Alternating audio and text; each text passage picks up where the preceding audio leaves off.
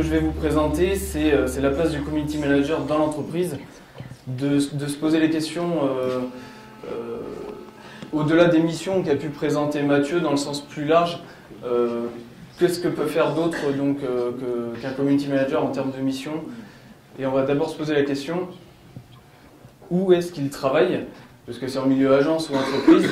On se rend compte qu'il y a 48%, donc toujours sur la même base de la même étude que Mathieu, voilà, 48% les community managers travaillent en milieu entreprise, que ce soit en PME ou en grande entreprise, contre 23% en milieu agence, donc soit global, comme Impulsion 360, soit digital. Donc le restant, entre guillemets, travaille en collectivité et association, c'est le cas de Mathieu, je pense. Les 14%.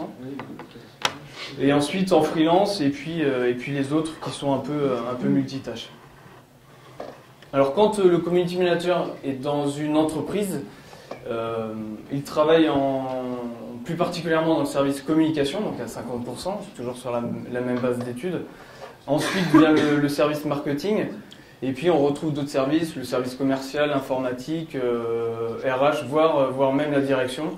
Donc admettons, en milieu, une jeune entreprise ou une PME, le directeur est très friand des réseaux sociaux, il peut également lui-même tweeter ou partager certains éléments sur Facebook. Il faut savoir que 70% des community managers ont été recrutés en interne, c'est-à-dire dans le sens où il y a eu une évolution de poste, donc en interne.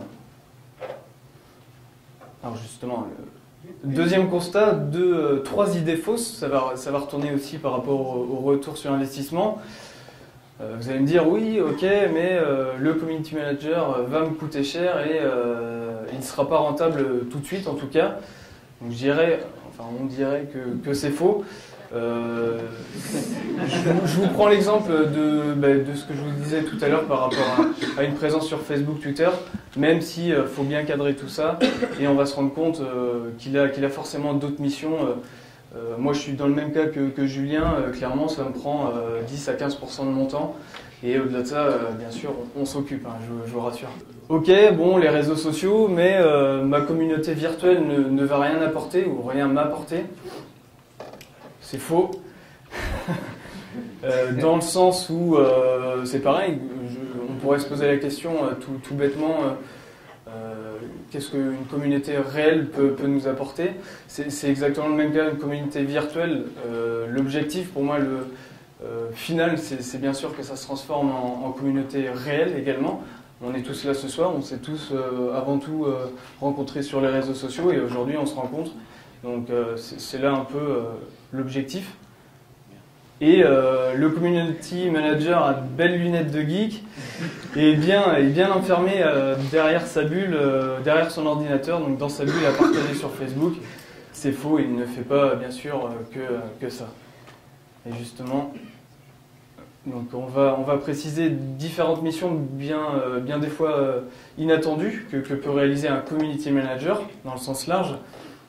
Il peut être donc en tant que créateur de contenu, une partie que Mathieu a présentée tout à l'heure. Il peut être donc photographe et rédacteur. Il peut être journaliste, c'est-à-dire qu'il est sur le terrain pour aller chercher les informations sur son secteur d'activité, sur ses concurrents, etc. Il peut être reporter également. Il peut assister en tout cas à un événement et créer un live reporting. C'est ce qui se passe à mon avis ce soir sur cet événement, et si on fait une recherche à mon avis sur @VendéeRS ou je ne sais pas s'il y a un hashtag d'ailleurs ce soir, VendéeRS, voilà, donc c'est tout simplement le live reporting avec des photos, etc. Et la création de contenu, donc là c'est plus rédactionnel, donc la rédaction de communiqués de presse pour certains blogs influenceurs, etc. Des argumentaires, ça peut même être des argumentaires marketing ou commerciaux, et puis bien sûr donc du contenu optimisé web pour le site internet ou bien pour le blog, dans le sens où on va chercher à référencer le contenu et donc la marque ou l'entreprise. Il peut être également graphiste ou web designer. Il peut manipuler donc les outils créatifs que sont Photoshop, les retouches d'images, ou Illustrator, donc des outils vraiment appartenant à un réseau plus créatif. Et ensuite, toujours dans la création de contenu, il peut créer donc des images web, des infographies, des documents, voire même des données pour des packaging. Je prends l'exemple d'une infographie. Alors par exemple, lorsqu'on a dépassé le milliard d'utilisateurs actifs sur Facebook, au sein de l'agence par exemple, on a créé une infographie et on a mis ça directement sur Facebook en disant voilà, bien mise en page, on a dépassé le milliard d'utilisateurs actifs sur Facebook. C'est vrai que c'est une donnée qui est hyper importante dans notre milieu et le but c'était de communiquer cette info en avant-première auprès de notre cible. Il peut être également marketeur, dans le sens chef de projet.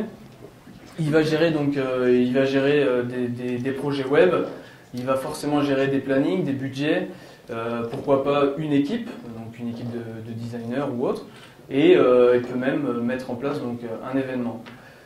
Statisticien, bon, à mettre entre guillemets, mais là on reprend les chiffres de tout à l'heure, où lui va ressortir donc, les chiffres principaux pour aller le montrer donc, gentiment à sa direction et lui dire bon, voilà, ok, peut-être que on peut pas peut-être mesurer le retour sur investissement, mais du coup on peut ressortir quelques chiffres, quelques données, que ce soit on ou offline d'ailleurs.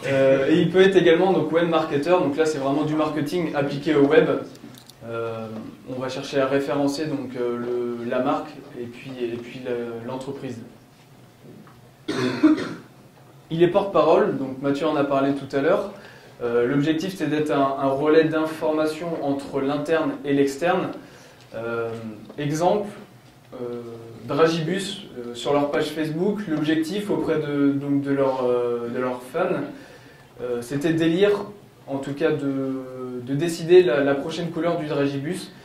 Ils ont fait un système de vote et ça a été la couleur bleu turquoise qui a été retenue.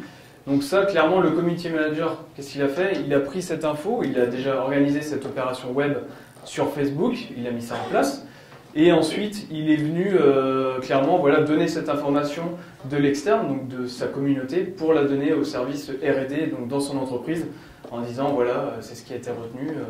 Autre exemple par rapport à ça, Danette, par exemple, sur leur fanpage, ils ont un onglet où on peut partager nos recettes. Donc proposer nos recettes de Danette et donc ces recettes-là sont notées par la communauté. L'objectif étant donc de tester les recettes bien sûr dans le service R&D et de ressortir la recette phare de la communauté. Donc là clairement c'est vraiment l'utilisation un peu du média Facebook pour relayer l'innovation produit. Il va aussi chercher donc en termes de relations publiques à contacter les blogueurs pour une innovation produit également, en disant voilà, il y a un nouveau produit qui va sortir sur le secteur. On va essayer de monopoliser différents influenceurs sur le web et donc de faire de la communication sur les blogs. Et il peut être également commercial, entre guillemets, bien sûr, parce qu'il peut participer à une vente. Exemple, on avait mis en place un module sur une page Facebook pour une chambre d'hôte de réservation online, donc réservation de chambre. Là, clairement, voilà, le community manager peut participer à la vente parce qu'il a mis en place également un outil sur le site et qui dit réservation d'une nuitée dit forcément vente. Et le service après-vente qui est également hyper important, donc en tant que conseiller.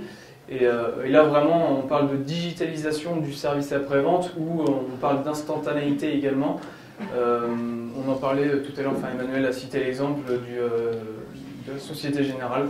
Donc voilà, un community manager, au lieu d'être un chef d'orchestre également, il peut être aussi un mouton à 5 pattes, donc avec les différentes missions qu'on vient de proposer.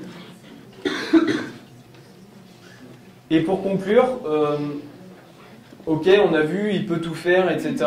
On n'est pas là en train de dire non plus que ok, le community manager c'est l'homme à tout faire, loin de là. Il y a une chose qui est hyper importante de retenir, c'est quand même les qualités de base qui sont la créativité, la curiosité, surtout l'écoute et le dialogue. Faut pas oublier tout la base du métier, qui est bien de comprendre et de communiquer avec sa communauté. Bien sûr, il y a des limites également, dans le sens où on n'a pas bien pu voir avec le mouton à 5 pattes que les contours donc, de ces missions peuvent être très très flous. Ça peut jouer également sur la productivité parce que voilà, aujourd'hui, en 5 minutes, je rédige un article pour un blog. Paf, je vais faire autre chose les 5 minutes prochaines. Donc là, on est sur le multitâche, donc il faut bien orchestrer ça. Et en termes d'évolution, on va parler de marketing des individus, donc ce qui ramène à la communauté, la compréhension de la communauté. Et ça peut être également se poser la question, est-ce que ça peut devenir donc, le directeur de la communication de demain?